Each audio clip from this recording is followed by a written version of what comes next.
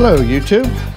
Well, back in the workshop, and I figured I'd bring you along for a little project. A buddy of mine needs a mantelpiece, so this is what it's going to be. It's just going to be a hollow mantelpiece, 6 inches thick, 12 inches deep, 4'6" long, and it's going to be hollow. So this is basically just going to be a hollow box. And what I have here, if I can get you off stand here,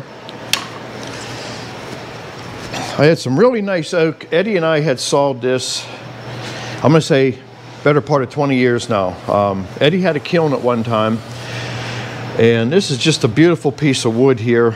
And it's almost a shame to use this, but I didn't have no solid wood cut to that dimension I could use for it. So, plus the weight factor. So I'm going to take this piece of 6 inch, and I'm going to take a 4 and a maybe 5 foot piece out of it, and it's got a little bit of warp going on to it, but I think from back here up I can get a flat enough piece to make the front for it. And what I'm going to do is I'm going to put a chamfer on this thing when it's done. So when you put a chamfer on it, a lot of people might say, why don't you miter the whole thing together? That would be fine if you did not want to route a profile on it, because as soon as you cut into that edge, you're going to be exposing all kinds of craziness, and it would look even more fake than what it's going to look. So the end of it's going to show a little bit of end grain where I put, he wants just a chamfer put on it. So first thing we're going to do, let's go ahead and cut some piece of one single piece out of this. We'll get it flattened and prepped on the joiner and the planer. We'll take this board here, and we got to make sure that we're going to match our grains, because since this has such a width to it, I got to return the end of it with a 6 inch piece, because this is going to expand and contract, and if you go around it with the grain coming the other way, it'll absolutely fall apart. It won't hold up. So this can contract and expand the same rate, and then this grain will come over to the edge, and I think it'll look nicer. So let's get started here. All right, we're just going to cut it to 5 foot. I cleaned up the other end, and this little saw is just not liking this oak, but it'll be okay.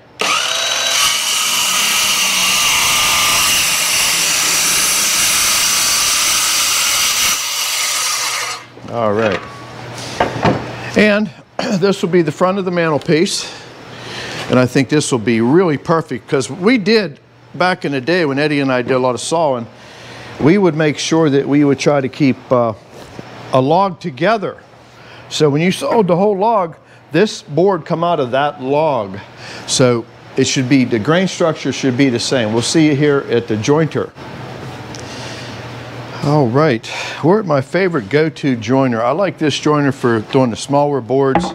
This is that one we put the helicoil head in, and this has been terrific. I really like the improvement it made on this machine, and I want to make sure that I'm over far enough here so I'm not out of the cutting path. I always use a push board if you don't have a feeder.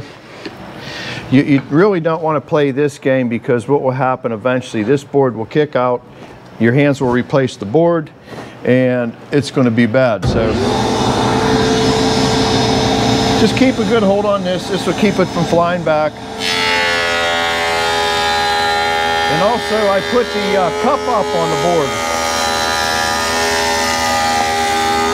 which ends up, usually the outside of the log will be the cup up.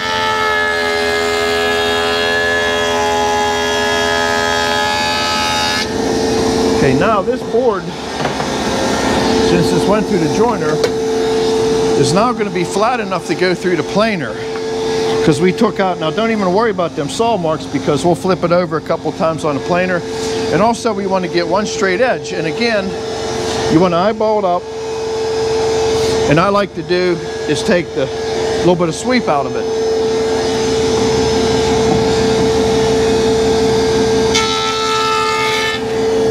And you'll notice it'll hit on both sides. Now what I'll do is I'll just take a little bit off, and we'll start over again.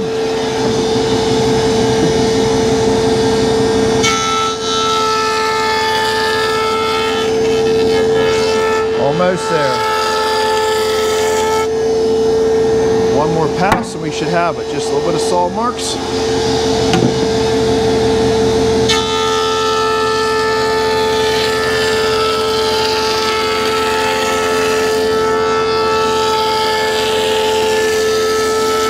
All right. Now this board now is flat on the bottom. It's square on one edge. Now we can plane the thickness and then we'll rip it to the final width and this board will be ready to work with. So let's go to the planer. Okay, we're at my SCMI planer and we're going to take us down a few different passes. I got it set at about, a little bit under an inch. So we'll go ahead and fire this up. Just put a new set of knives in it.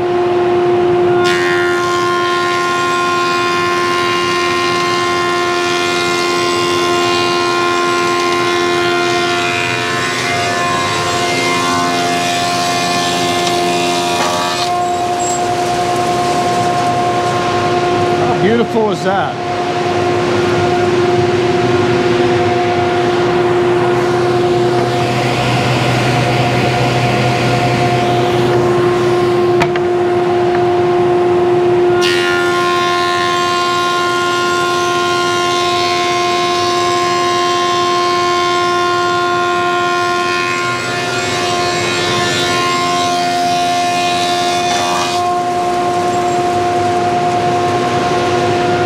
Pass, we'll get down to 3/4.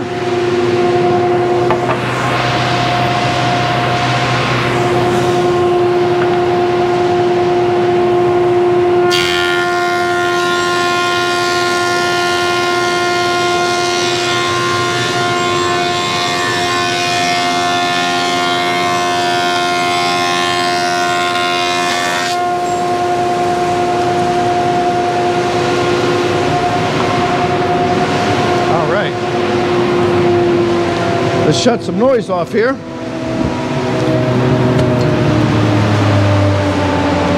And I'll show you the advantage of keeping logs together.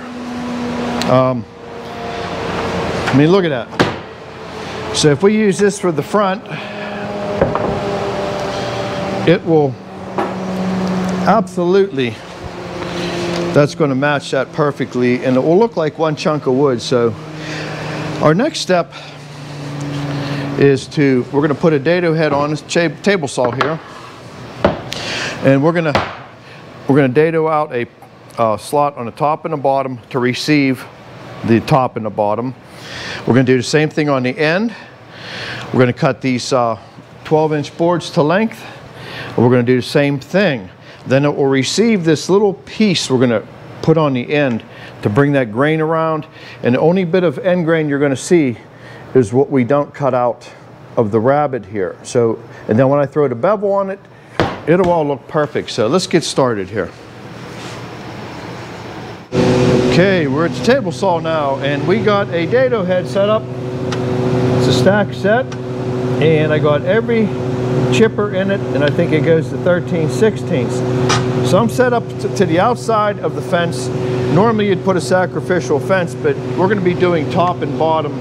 So this way I can just run it, turn it, and then once we get it to the point that it's cut on both sides here, then we'll go ahead and take our final adjustment for the thickness of the top and bottom, and then we'll do the end grain last. So I'll just show you how we run this, and we'll keep moving on this project.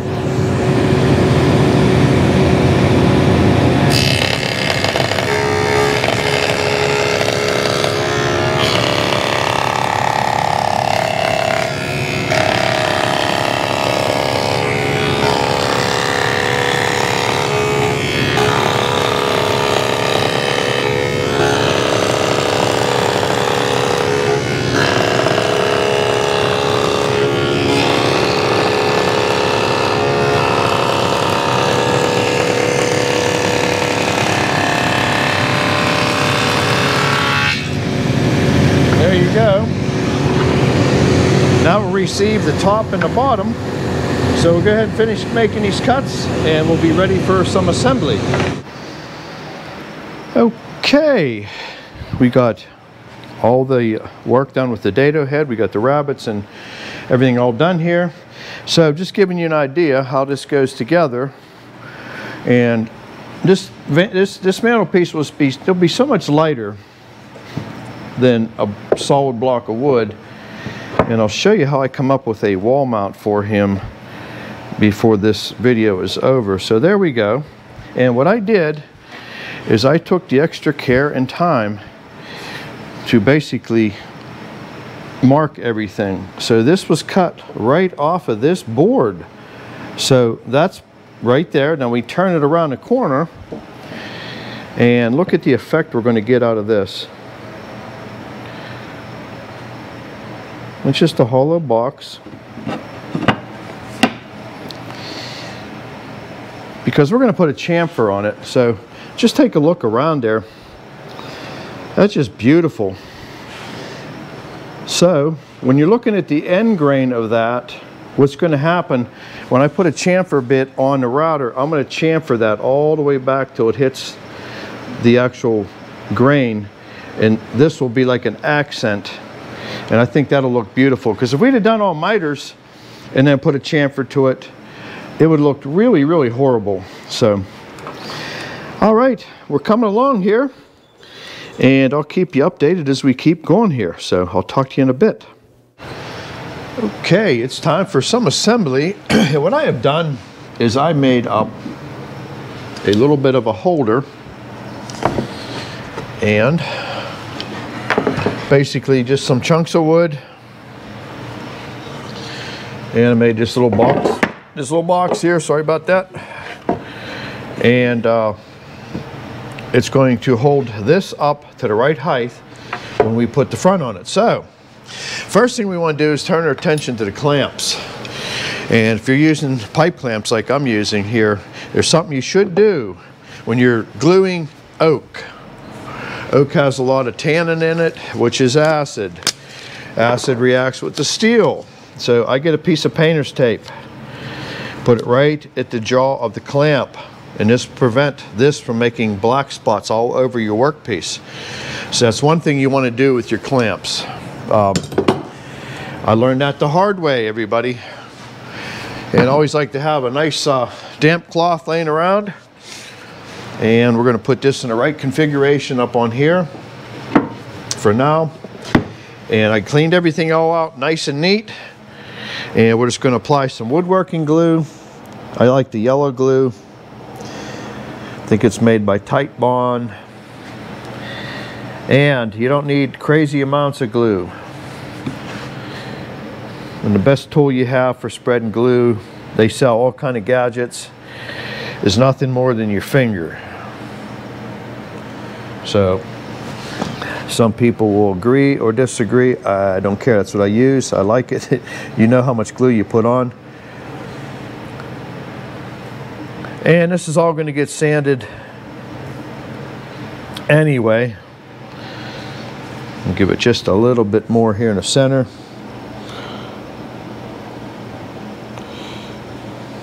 There we go. That's perfect. You do want some glue to squeeze out, but you don't want to put so much on it makes such a mess you can't get that cleaned up. So we're good there. So we'll bring this out to the front edge here. Always label everything too. Makes it so much easier when you go for assembly and you have no idea what way the board was supposed to be. So we're going to start in the middle here.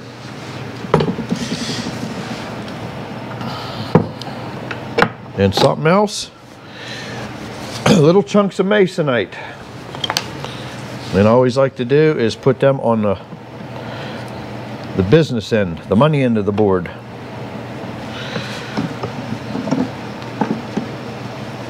And this should pretty much automatically square it up, making sure that you're flush on both ends. And where is my little mallet at? Here it is. Excuse me.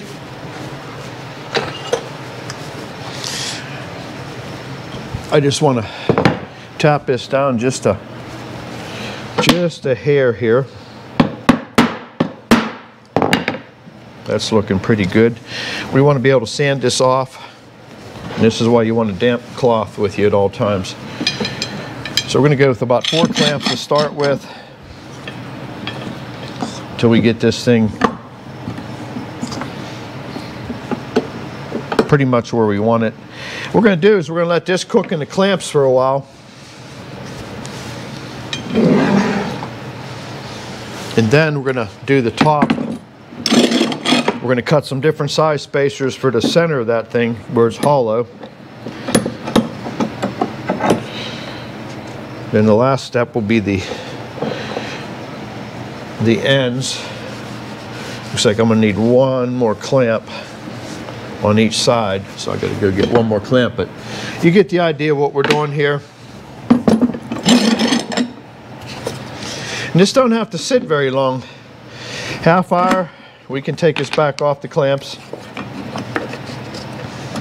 So I will talk to you here in a minute when we're ready to go ahead and do the other side. So we'll let this sit for a while, get 1 more clamp on it, and I'll talk to you in a minute.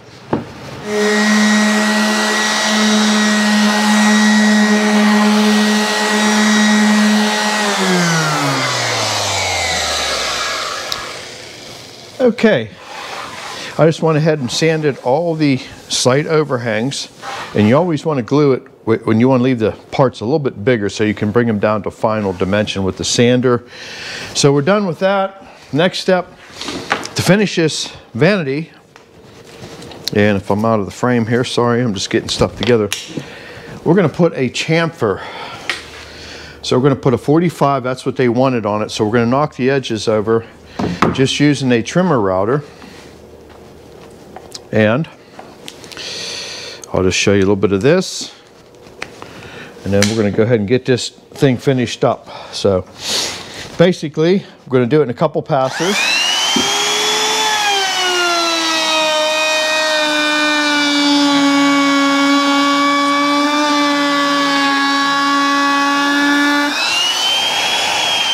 And that gives you an idea. We're just knocking the edge off. And we'll go ahead and finish this up. And the next thing is we got to come up with a bracket to hold this on the wall. So we'll go ahead and finish routing this up, and we'll talk to you here in a couple minutes. Okay, here's my solution to the bracket. This is some 1 7/8" thick pine. And the reason I chose pine, it's very forgiving on running screws into it. And this is really very stable. I made the pine a little bit loose. You don't want it to, so you don't have to beat this thing in here. You want to allow for a little bit of expansion and contraction. So I made a backboard up. The same thing, it's a little bit less than the opening. And it's a little bit less than the opening going this way. So you got a little wiggle room. You don't want something so darn tight you have to beat it in. So I'm going to double it up on left and right of the centerpiece. That way I create more glue surface around here. I got glue surface 3 directions, and this makes this into a piece of 2x to run screws in. He has a block wall in this situation, so he could run tap cons. He could put some construction adhesive first, and he'd have a really good purchase point. And when this is all glued and screwed and bolted, there's no way you could snap this off of here. You could probably put 500 pounds on that mantle and not have a problem. But I'm not an engineer, so you didn't hear that. So we're going to start with, I already laid everything out. Most important thing you can do is glue it. So we want to do, let's run some glue around, and when this glue dries, we're going to use 1 1/4" staples. So our first step, and I just give it a little wiggle back and forth. So we're going to stop at that line right there, making sure it's absolutely flush. And what we're going to do is just tack it. 1 1/4" staples. You got 2 legs going in And once that glue dries, the staples won't really do much. Okay, now I'm going to do this side, but we're going to put this piece in. We're not going to glue it yet. There's a reason. So let's get some glue on it. You don't want it so messy it's just spewing out of there, but you want enough. And again, just give it a little wiggle back and forth to engage that glue. And we're just going to do the same thing. You don't need to have a million staples in it. Some people do. Seen it done both ways. Okay, before we go any further, the reason I did that, and I did mark this for the middle so I know that it's going to. I made it a little bit less on the width too. We want to make sure right now when we put all that buildup on there that this thing, yep, it fits. So if we had to do any ripping, now would be the time, because once we put them legs on it, your time for ripping is over. So let's go to the middle here, and we're going to put a decent amount of glue, and we're going to come around the edge. And this way, this will be glued. And I don't have a rag with me right now, but we're going to do the same thing. We're going to wiggle it back and forth. And now that we got that in there, we're going to lay it down flat. And I got my trusty drill here.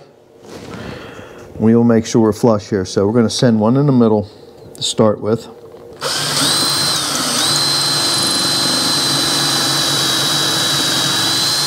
You're better off to countersink it. You're better off to pre-drill it.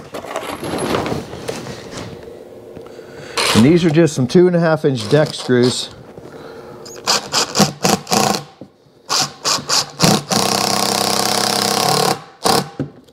And that's just one in there.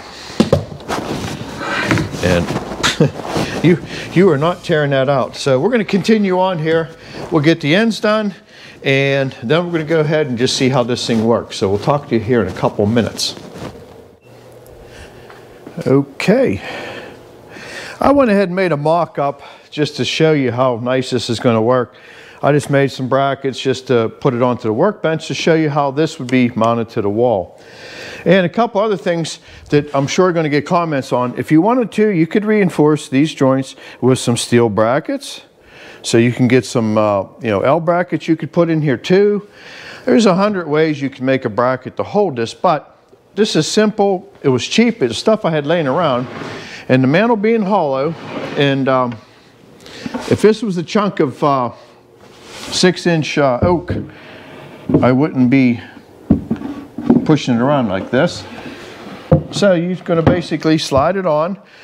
That would be your wall. And it basically gives you an illusion as floating. So there you go.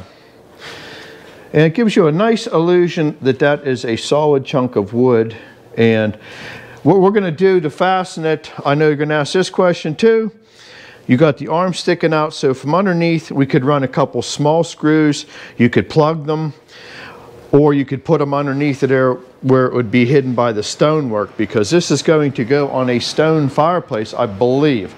That's why he wanted it 12 inches deep, because by the time the stone intrudes on it, he's going to be losing some distance. So I hope you enjoyed this little video of making a oak mantle out of basically 1x. And I'm really happy with the results. And I'm glad you come along. And we're going to try to get you more shop videos when possible. So I will see you back at the sawmill with ZZ Mark and the Eddie Horvath. So I'll catch you on the next one. Bye-bye.